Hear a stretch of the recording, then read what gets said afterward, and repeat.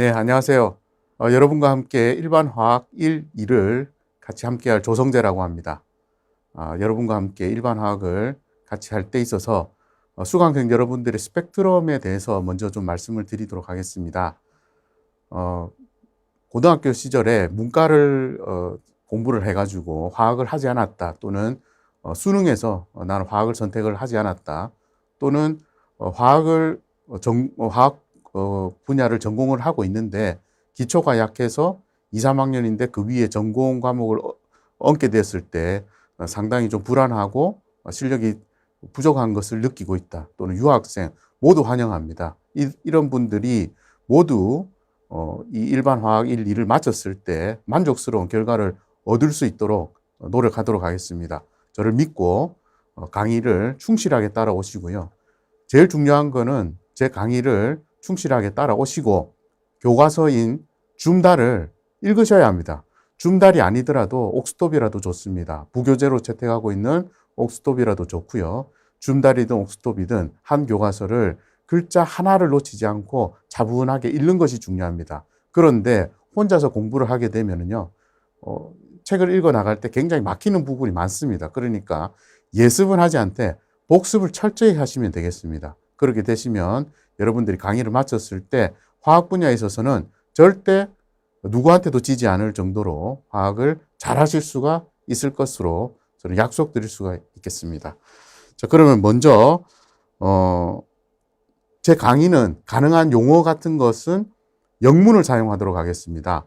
뭐 요즘은 교수님들 분들도 다들 이제 미국에서 또는 유럽에서 유학을 하셨기 때문에 용어 같은 것들은 한자라든지 억지스러운 번역된 용어를 사용하지 않고 영문으로 사용하고 있기 때문에 가능한 영문으로 사용하도록 하고요.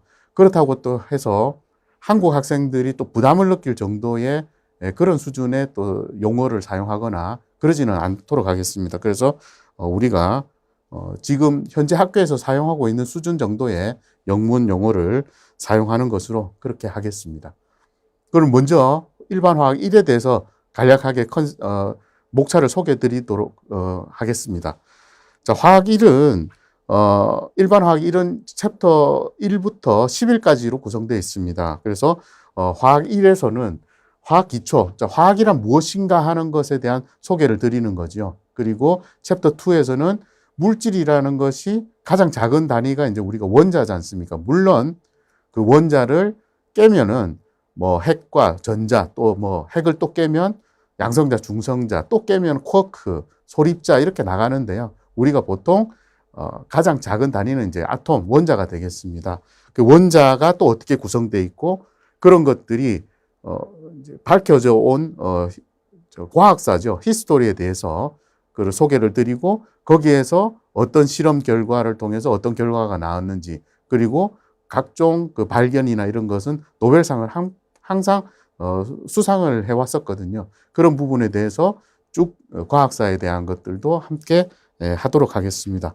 그 다음에 화학 양론이 이제 그 다음부터는 진짜 화학에 대한 어떤 문제라든지 풀이 이런 과정에서 많이 나오는 거죠. 화학 양론이라는 것은 화학이 반응을 할 때, 예를 들어서 우리가 햄버거를 만든다고 할 때 빵 2장이 있어야 되고요. 패티가 하나가 있어야 되고, 물론 더블 패티면 패티가 2장 들어가지만 양상추 몇 장 이렇게 숫자가 정해져 있지 않습니까? 그러다 보니까 그 숫자 결국은 그 우리가 나중에는 배우시게 되겠지만은 몰이라는 개념이 나오게 됩니다. 그래서 그 개수별로 1대1, 1대2로 반응을 하게 되니까 그게 이제 또 우리가 배우게 되는 법칙 중에서는 배수 비례 법칙이 이제 적용이 되는 거죠. 일정 성분 비례 법칙도 나오게 되는 거고요. 그런 내용들에 대해서 배우시게 되겠습니다. 그 다음에는 이제 기체에 대해서는 우리가 원자만을 다룰 수는 없는 거죠. 가장 물질의 가장 특성을 지니고 있는 가장 작은 단위는 원자가 아니고 분자가 되는 거죠. 분자의 가장 기본적인 어떤 폼팩터, 그러니까 기체가 되겠습니다. 기체가 응축이 되면 액체가 되고 그것이 더 응축이 되면 이제 고체가 되는 거지 않습니까? 그러다 보니까 우리는 모든 아주 기본적인 어떤 개념이라든지 화학 반응이라든지 이런 것들은 기체로부터 출발하게 되겠습니다. 그래서 가장 기본적인 단위인 기체에 대한 것을 배우고요.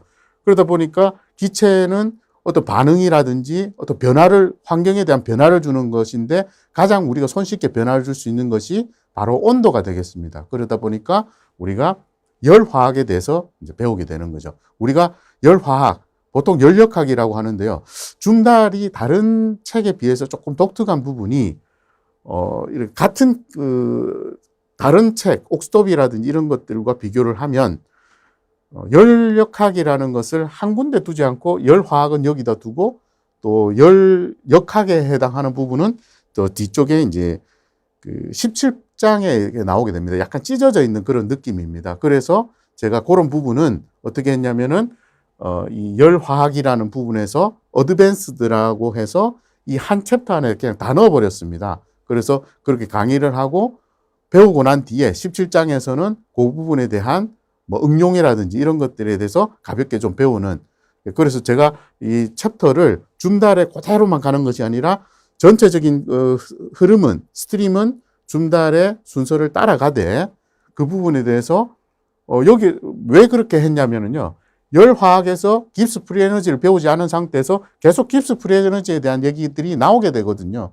그렇게 되면 고등학교 때처럼 그 컨셉이나 이런 것들을 정확하게 모르는 상태에서 문제풀이 위주로 가게 됩니다. 그것이 화학을 가장 망치는 지름길이 되는 거거든요. 그러니까 항상 어떤 용어가 나오면 그 용어에 대해서 기본적인 것들을 먼저 다루고 문제풀이는 나중에 하는, 그것이 이제 어떤 과목이든 마찬가지입니다. 화학뿐만 아니라 과학이라든지 다른 분야에서도 용어에 대한 정의 이런 것들을 바로 내리고 그거에 대한 문제 연습 문제 풀이 이런 것들은 가장 나중에 하는 거거든요. 그래서 제가 순서를 약간 좀 바꾸었다는 말씀을 드리겠습니다. 그렇지만 그 스트림은 그대로 가져갑니다. 이 챕터의 순서는. 자, 그리고 우리가 열화학을 한 다음에 이제 원자와 구조의 주기성, 이런 건 주기율표에서 우리가 이제 다루게 되는 거죠. 주기율표라는 것이 결국은 원자들이 양성자가 늘어가면서 또는 같은 족에 따라서 어떤 유사한 특징이 있고 같은 주기에 따라서 어떤 특성들의 변화가 있는지 이런 것들을 우리가 보기니까 이것은 이제 주기율표를 다룬다 이렇게 보시면 되고요. 그 다음에 이제 그 원자와 원자가 결합을 할 때 어떤 일이 일어나는지, 결국은 결합은 전자가 하는 겁니다. 화학은 전자의 움직임을 다루는 학문이다라고 봐도 무방할 정도로 모든 그 원자와 원자 사이를 결합을 다루고 결합에 있어서 그 특성이라든지 이런 것들을 보이게 되는 것은 결국 그 사이에 있는 전자가 하는 일들이거든요. 그래서 그 전자가 한쪽으로 좀 치우쳐 있느냐 또는 아주 공평하게 나누어져 있느냐 이런 것들 때문에 우리가 이제 공유 결합이다, 이온 결합이다 또는 금속 결합이다 이렇게 결합의 특성들을 또 나누기도 하잖아요. 그런 것들에 대한 것을 이제 나누게 됩니다. 그리고 이 오피탈이라는 것은 우리말로 하면은 궤도라는 말이 되는 거죠. 이 궤도는 결국은 궤도 열차의 궤도, 다니는 길인 거거든요. 그래서 오피탈은 결국 전자의 구름의 모양이다 이렇게 볼 수가 있는 겁니다. 전자가 다니는 길을 우리가 오피탈이라고 하는데 그것은 결국 전자가 어떤 하나의 궤도를 따르는 것이 아니라 약간 블러하게 이렇게 약간 퍼져 있는 형식으로 존재를 하게 되는 거죠. 그런 것들도 모두 우리가 이제 정확하게 따지면은 그거는 현대 물리에서 다루게 되는 거죠. 그렇지만 일반 화학에서도 제가 그런 부분에 대해서 다뤄드리기 때문에 나중에는 전자의 구름의 모양 이런 것들은 전자 구름의 모양을 보고 이거는 어떤 오피탈이다 이런 것들을 모두 알 수 있게끔 해드리도록 하겠습니다. 그렇기 때문에 여러분들이 일반 화학을 저하고 같이 하시고 난 뒤에는 현대 물리까지도 아주 부담 없이 넘어갈 수 있도록 하는 그런 가교 역할까지도 제가 해드리기 때문에 여러분들이 이 부분에 대해서도 신경을 써서 같이 공부를 해주시면 되고요. 이제부터는 이제 응축상이 나옵니다. 기체가 응축을 하면 1700배 내지 1800배 응축이 되면은 액체가 되는 거죠. 그리고 그것이 좀 더 온도가 내려가서 더 응축을 하게 되면 이제 고체가 됩니다. 자, 그래서 액체와 고체에 대한 것들이 나누고요. 그 다음에 우리가 지구상에서 가장 흔한 용매가 물이 됩니다. 그래서 그 원자나 이런 것들이 물에 들어갔을 때 이제 해리가 돼서 이온 형태로 존재하게 되는 거죠. 그래서 우리가 용액의 특성을 보는 것, 요까지가 일반 화학 1이 되겠습니다.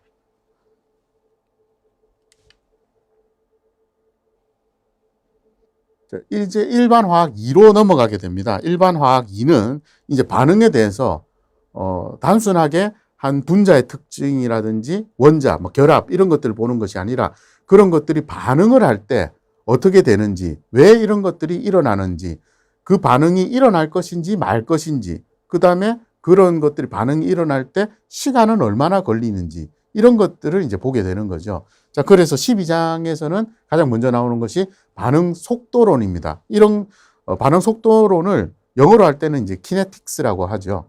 얼마나 이것들이 빨리 일어날 건지 이런 것들입니다. 그래서 어떤 언덕을 넘어가야 되는데 그 언덕이 얼마나 높으냐에 따라서 이 반응이 일어나느냐 안 일어나느냐 이런 것들도 좀 결정이 되고요.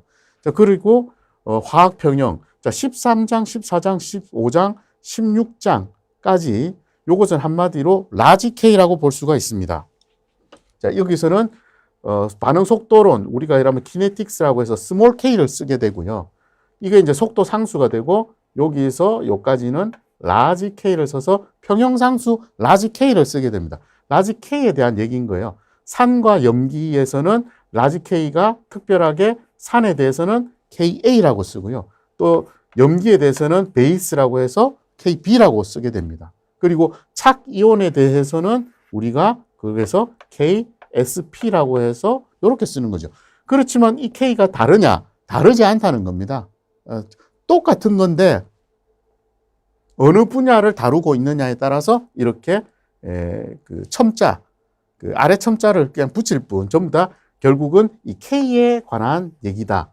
이것이 13장부터 16장까지 나오는 거고요. 자, 17장은 아까 제가 일반 화학 1에서 말씀드렸던 열화학에서 깁스 프리에너지에 관한 것을 다루게 되는 것이 이제 17장이 됩니다. 자, 그리고 전기화학도 마찬가지로, 자, 그래서 전기화학도 이 전기화학은 우리가 전기 도금을 하든지 배터리를 하든지 이런 것에 가장 기초가 되는 거고요. 요즘은 또 그 전기에 관해서 우리가 전기 자동차라든지 모든 에너지를 전기로 바꿔서 쓰는 그 배터리에 관한 얘기들이 많이 나오기 때문에 이 전기화학은 굉장히 중요한 부분이 되겠습니다. 이 전기화학을 다루게 되고요. 그 다음에 핵화학에 대해서 다루게 되고, 이 주조건소 제가 강의 내용을 준비하면서 보니까 이 20장 같은 경우에는 아까 그 주기율표를 다루던 그 부분하고 상당히 내용이 많이 겹치지만 여기에서는 현장에서 좀 다루는 각 원소가 어디에 사용되고 어디에서 채굴이 많이 되고 상당히 좀 그 현장에 대한 얘기들이 많이 있었습니다. 그래서 이 부분은 어떤 화학의 내용이라기보다는 조금 데이터북 같은 그런 것으로 해서 여러분들이 좀 화학적인 상식 이런 것들을 갖추는 챕터가 된다고 보실 수가 있고요. 그 다음에 전이금속과 배이화학.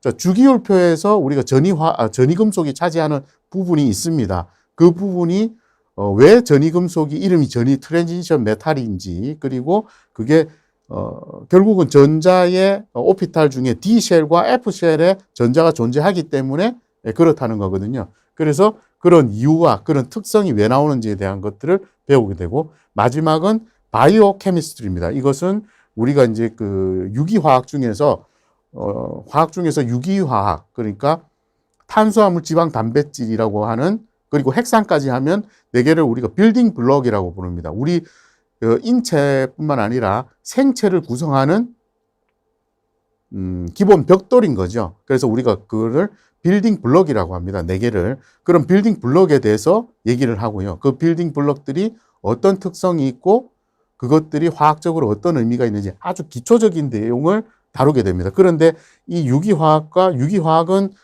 나중에 화학을 좀 전공을 하시는 이 분들은 유기화학 1, 2 뭐 이렇게 해가지고 상당히 두꺼운 책을 다루게 되는 거죠. 그것을 이 챕터 하나에 넣기에는 상당히 부족하기 때문에 아주 그냥 수박 겉핥기 비슷하게 하기 때문에 유기화학 들어갔을 때 굉장히 어렵습니다. 그래서 그런 부분까지도 조금 가교역학이 될 수 있도록 제가 아까 말씀드렸던 현대 물리로 넘어갈 때 스무스하게 넘어갈 수 있도록 준비를 시켜드리는 것처럼 유기화학도 마지막 장이라고 보통 이런 것들은 학교에서 강의도 안 하죠. 시간이 쫓겨가지고. 그러다 보니까 기말고사에서도 다루지도 않고 그러다 보니까 여러분들이 기초가 없는 상태에서 유기화학과 바이오케미스트리로 넘어가다 보니까 그 부분에 대해서 상당히 생소하고 어렵게 여기고 있습니다. 그래서 그런 부분도 제가 여러분들과 함께 기초적인 것들을 다뤄드리겠다.